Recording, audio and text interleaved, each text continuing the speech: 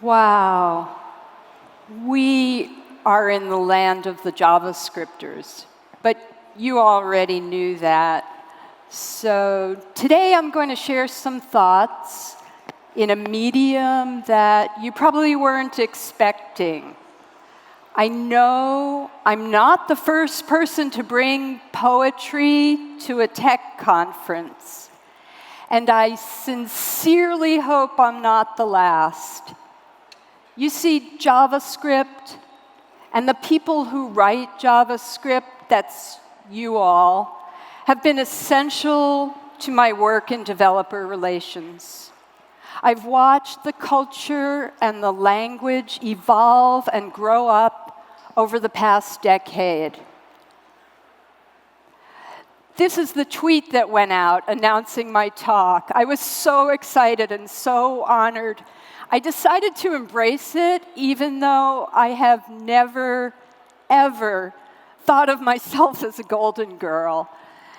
And I had to wonder, what would you all be expecting from me? So I struggled for weeks, trying to find a way into my story. And then one random Wednesday morning in April, after several weeks of waking up in the middle of the night, in the dark, in a cold panic, I decided to get up and write. I began. Why is my brain so unsharp? This might be my last conference talk ever. And then I kept going. As the light crawled into the garden and the birds started making noise, I wrote, the JSConfs were punk rock. They cut the crap and went rollerblading. Then I stepped slowly away from the display. I grabbed a pad, a lined legal pad and a pen, and started writing. 14 lines later, it was a sonnet. Strict rhyme scheme, a meter called iambic pentameter that sounds like the beat of your heart. Pa-dum, pa-dum, pa-dum, pa-dum, pa-dum. I felt lighter than I had in weeks. Writing poetry had put me into a fine state of flow.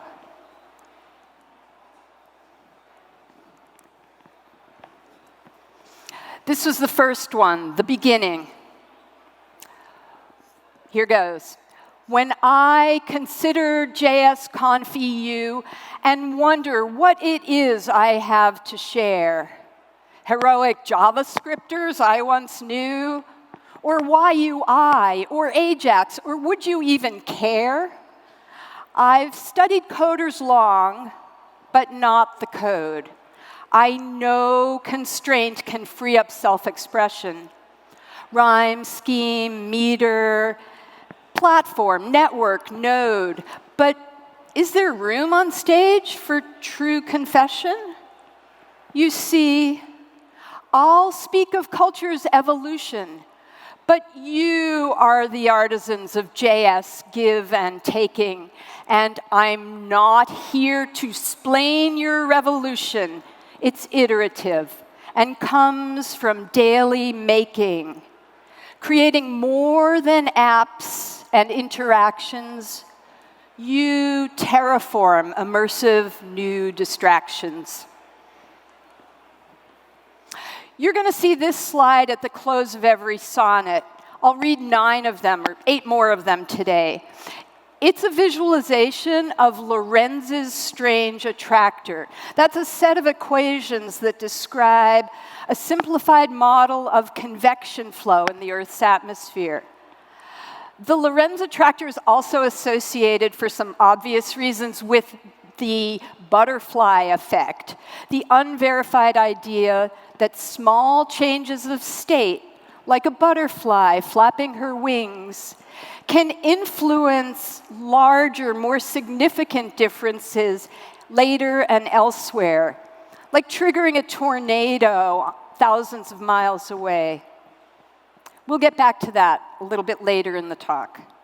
For now, It turns out the constraints of poetry are not totally different from the constraints of code in producing things of craft and artfulness.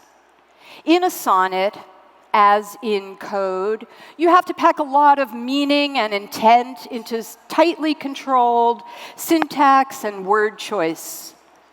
And then there are elegant ways to go bonkers and bend or break the rules. Quick 2-minute history of the sonnet form.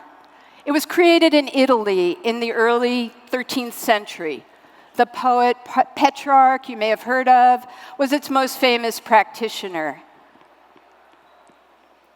The form traveled across Europe and arrived in England in the early 16th century, just in time for the Elizabethan poets, and Shakespeare most famously of all, who wrote 154 sonnets. Through the centuries, poets everywhere wrote sonnets in their own languages. Yeah. In Russia, in the early 1800s, Alexander Pushkin wrote a novel in verse called Eugene Onegin, 389 stanzas of sonnet about the life and times of a young romantic, let's say. In 1922, in German, in a chilly castle in Switzerland, the Austrian poet Rainer Maria Rilke wrote a 55-sonnet cycle called Sonnets to Orpheus. In 1986, inspired by Pushkin, Indian-born author Vikram Seth published The Golden Gate, a tale of yuppie romance set in San Francisco and written in Onegin stanzas. And he inspired me, and so it goes. The sonnet endures as a poetic form for storytelling, philosophizing, expressions of love, and celebrations of festive occasions.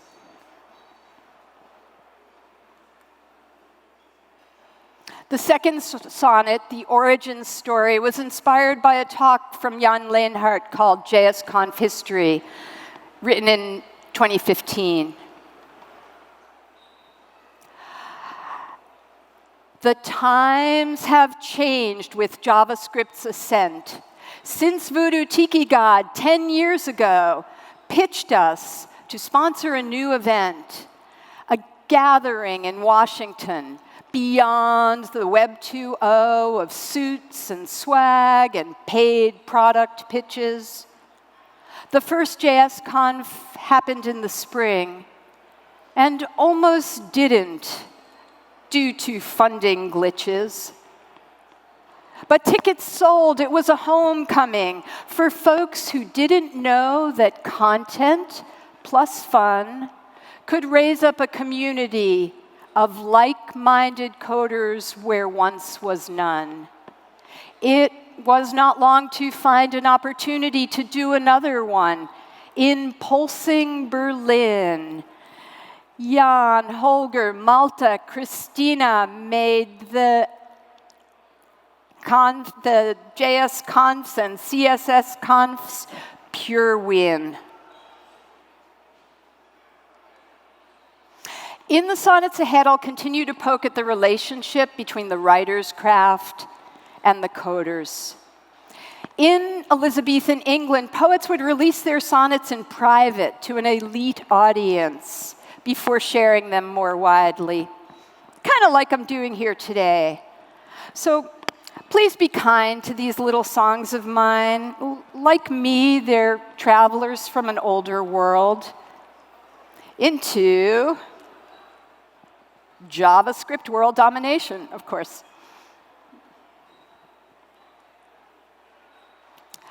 Trajectory is best viewed in retrospect. A JS singularity was never inevitable. But loose federation makes network effect, and the JSConfs have been unforgettable. Client-side, server-side, dark side of the moon, Asia, Australia, Colombia, Budapest. Node.js and Tito launched from this cocoon. Iceland, Scotland, CSSConfs, and the rest. It's that magic dynamic that comes to your town, building camaraderie out of the fun. Maybe it is conferences all the way down, artifacts of knowledge with access for everyone.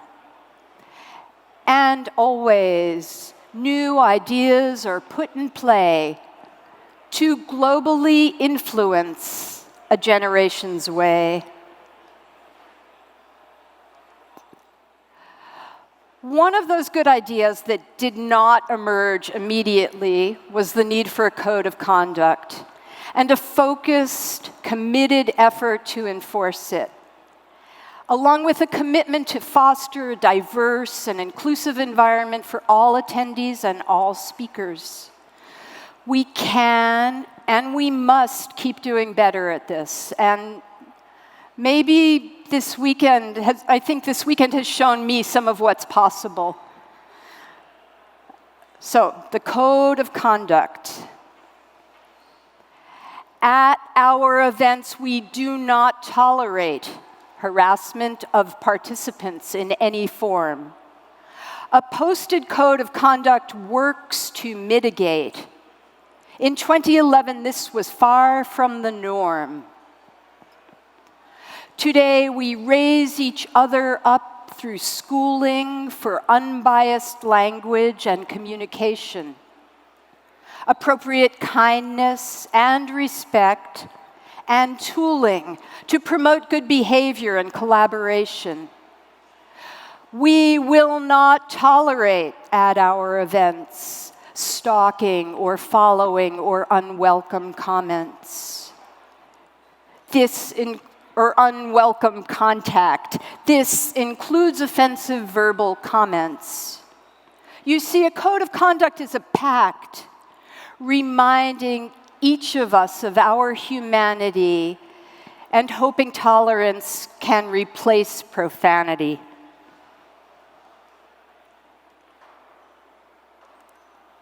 Okay, in Sonnet 5, I look back in time. Emma Lazarus was a writer and an activist in New York City, well-educated and well-to-do. In 1883, she wrote the sonnet that eventually found a place on a plaque on the pedestal of the Statue of Liberty in New York City Harbor. Those are the words of welcome for immigrants and refugees to the United States. A digital immigrant, that's me, reflects on Emma Lazarus.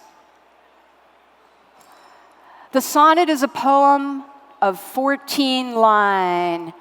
Give me your tired, your poor, your huddled masses. Octave, sestet, pentameter define the sonnets of Petrarch, Shakespeare, and Emma Lazarus's new Colossus that made the Statue of Liberty evermore a mother of exiles. For every refugee, her lifted lamp beside the golden door gives worldwide welcome to the land of the free. 20 years to go from print to monument, written in 1883, engraved on a plaque in 1903, a poem for the immigrant by an author and an activist, a world-class harbor hack. Emma, like me, a New York City girl with Jewish roots, wielding words to change minds. Our work is in cahoots. Ta-da. Pause. This next poem was inspired by a TED Talk from Carol Cadwalader, an investigative journalist for The Guardian, whose work uncovered the role and tactics of Cambridge Analytica in disrupting the Brexit vote on Facebook.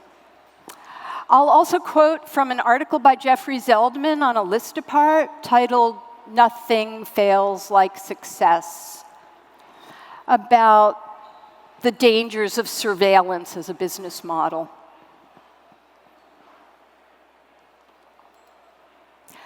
The immigrant who puts down roots but never learns the language. That's JavaScript in me. Sometimes code is poetry that changes lives forever, though nothing fails like success to keep us free. Gathering wise words from Twitter, I could weave sonnets of bravery in 140 characters, gleaned from conferences, recorded to retrieve later to remember the passion of others. Courage in the form of a TED Talk by Carol Cadwalader, to the tech gods of Silicon Valley. Sheer terror didn't stop her speaking truth to power. Her urgency to save democracy. Will we play with our phones as this darkness falls? Fascism rises when democracy palls. Okay. I would not be here today if it weren't for my employer, Mozilla. And I'm not really sure that the web as we know it would be here were it not for Mozilla. So this is a sonnet for Mozilla. You may know Mozilla as the dinosaur that birthed a browser, open source, out of Netscape's ashes. Long may Firefox endure as a user-centric client with a mission worth your love. To protect the net as a global public resource, Mozilla makes browsers, apps, code, and tools open and accessible, safe and free. A force for opportunity with level playing field rules. Keeping tabs on browser culture and internet health, explicit in our aspirations and stated in our manifesto, in support of civil discourse, collaboration, and a wealth of user commitments. 10 principles plus addendum show a clever red panda that faints like a fox, protecting web standards so the open web still rocks.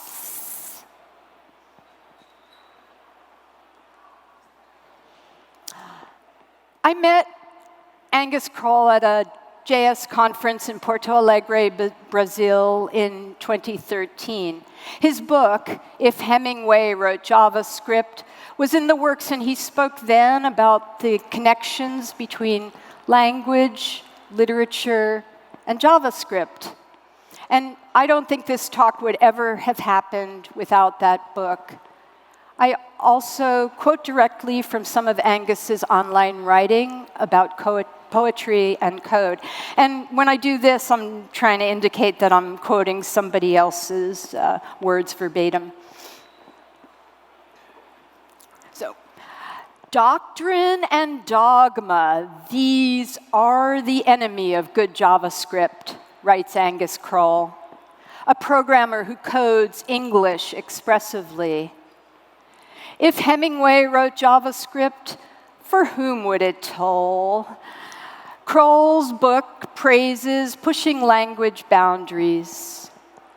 For Ernest, code works tersely and direct. His simplicity conceals the quandaries of eloquent reduction. Jane Austen's code is circumspect. If code is function and poetry is grace, if poetry connotes and code commands, the choice of paths reveals a human face. An algorithmic style is still in human hands. A 25-author pastiche goes beyond the charm of ploy and led me to write sonnets which I hope will spark some joy. And so thank you for indulging my book reviews and literary references that may be a little unfamiliar. They've given me a way to share some reflections on culture and code. You may have noticed also that in writing, as in JavaScript, we are always borrowing and building upon the writing and the work of others, especially the texts or the libraries that have shaped us and taught us and tickle our fancy. So there's several slides of reference links and one more book review sonnet called Big Data, Big Picture in the appendix. And also on the JSConf EU sonnets page, which is live now online if you really want to keep going. I'm going to close with an homage to two programs that are very dear to my heart. And one is Mozilla Tech Speakers, a program that I co-founded and led for a few years, and that may be also poised for world domination, like JavaScript, and Global Diversity CFP Day, a young program that came about directly through the influence of JSConfs, and that's been very present here this weekend. So then,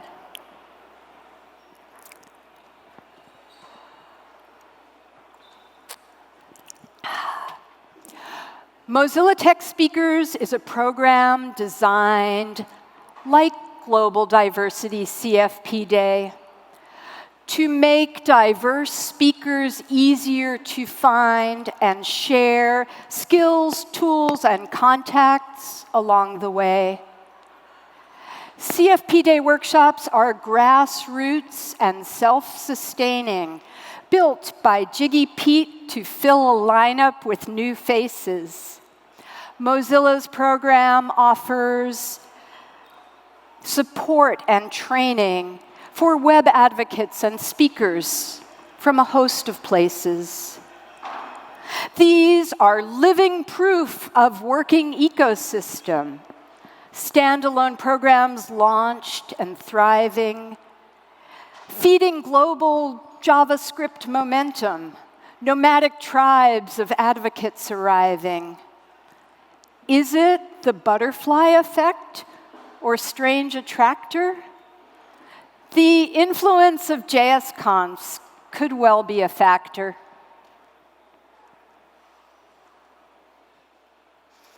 Okay, today I've been speaking about the subtle and intelligent things that are exchanged when people come together with good intentions and a certain spirit. I've pushed past my own sheer terror to share what I believe most deeply, that if you can be true to yourself, there are many amazing and outrageously cool things you can do from there. Like organize a tech event in 60 cities on the same day from an island in the far north, or write 10 sonnets about JavaScript in 21 days under pressure for a tech conference. So thank you so much to everyone who's encouraged me on this journey, and thank you all today so very, very much for your attention. I'll be putting the slide deck up, and like I said, there's lots of resource slides and links and one more sonnet in there. So have fun. And yeah, if you're into John McCarthy and AI and stuff, you should read that one. All right, thank you all so much. Really.